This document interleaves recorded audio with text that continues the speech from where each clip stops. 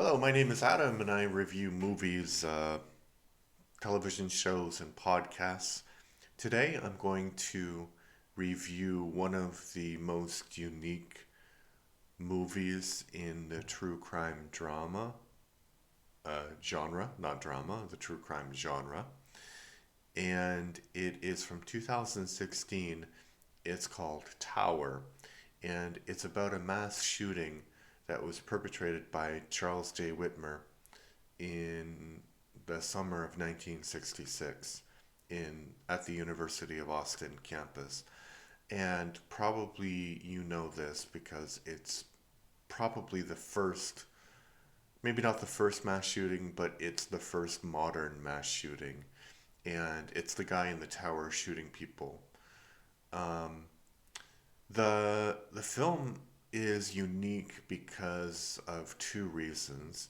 The most obvious one is that it's animated. And the reason it's animated is because the creator of the film, Keith Maitland, he wanted to reenact some of the things that happened. And obviously, the University of Austin is not going to, I guess it's the University of Texas at Austin, they're not going to permit somebody to reenact one of the most horrible things that ever happened at the university there. So he hired actors to reenact what happened according to the eyewitnesses, and those actors were rotoscoped. So, rotoscope is the process of drawing animation over film, a live action film. And on the one hand, it really works well because the actors and the characters, they look like the age that they would have been on that day. And then later you see the real footage of those people. So it's not something that kind of it takes you back to that day, right? Um, But then, so, and it feels a bit more modern. But then you have a lot of attempts to like localize it in time. So, what I mean, there's shots of a newsroom and there's a map of Vietnam, or there's all of this, I think, some Beach Boys song repeats as a sort of a motif. And then you have all of these drawings of these cars from 1966. So it's clearly putting you in like one specific time. Um, and I think that's okay. It's all right. It happened in 1966. And it's weird because 1966 feels like such a long time, but it was only 10 years, 9 years even before no, 11 years before I was born. So think about something that happened 11 years before you were born. It's not actually that far in the past for you. The thing I didn't like about the rotoscoping is that I have problems with rotoscoping generally because unless it's done really, really well, sometimes the movements look unnatural and the face kind of distorts. And it really screams out the fact that it's animated. So I was wondering, like, why did Keith Maitland, the creator of this documentary, choose to make this animated? He could have just used the actors that were, um, who did the reenactments instead of making it animated. But I think it really shows it would it really gets attention about the story. And the other kind of unique thing about it is that a lot of times when we have true crime media, it tends to focus on the motives of the perpetrator and not really the experience of the victims. And so this movie puts you right in the middle of the campus on that day, and then things just start happening, and people don't understand what's happening, because why would you understand what's happening? It's just somebody starts shooting people, and 66 people got shot. And I don't know this for a fact, but the so Charles Whitmer, he was a uh, he was a marksman. He was trained in the Marines. He left the Marines under dubious circumstances, um, but he was a really good shot. So he was shooting people from the early morning, and the police, when they arrived, their weapons didn't have the range to shoot up at the tower where he was. So a lot of people from Texas came, and they had guns and they were shooting at him. So, on the one hand, that shows a lot of civic responsibility.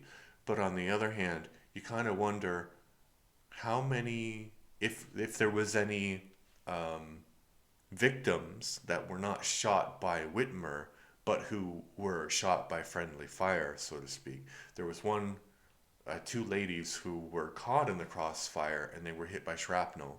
So, on the one hand, it was good that they did that, because then it distracted Whitmer from shooting more people. But on the other hand, maybe there was a price to pay for that. So I'm not quite sure what was the best solution in that. Um, and I don't really want to talk about gun control, because I think no one was talking about gun control when this happened. People were really blaming Whitmer for this and Whitmer's delusions for this. Um, but it's interesting that there was a similar situation in Texas a few years ago, where at the University of Texas, the Austin campus, where a guy went on campus with a gun, and nobody came with guns to take him down or whatever. So the police did that, uh, which is better, in my opinion. The police weren't necessarily trained for that day in 1966, because Whitmer was far more trained to inflict the kind of damage that he did. I think that another interesting thing about the documentary, which makes it, despite the sort of gimmicky animation, a really important documentary to watch, is they. So this happened, as I said, 66 people were shot at least, or 67 or something. 13 people or more died. There were people who died later because of their injuries. One person committed suicide much later, but that was ruled murder, because uh, he got shot in the kidney. He only had one kidney, so he had to be on dialysis the rest of his life, and the rest of his life was suffering, and these health problems just kind of got bigger and bigger, and he couldn't take it anymore. Uh, he didn't want to suffer anymore, so he committed suicide. So that was ruled murder on the part of Whitmer.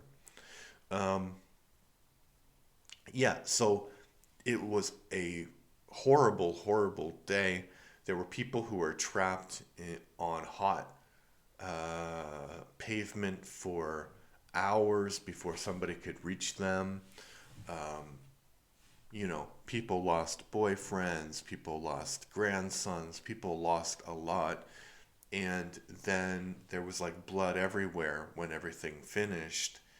And the university sent in cleaning crews to clean up the blood. And then the university was opened the day after. And people didn't really talk about it until, like, people who went through it didn't talk about it to each other until this documentary was made. And the interesting thing about that is that, so the the sniper was shot, and then eventually the people shooting at the sniper stopped, and then everyone just came out of where they were hiding, and they were together, but they weren't really talking about what happened. There was no like, well, that was crazy. Oh, we survived. They weren't talking at all. So it was like this 100 or so people were in shock about what happened. And I think, you know, uh, on the one hand, it was a different time, but on the other hand, not a different time because it's not that long ago when this happened.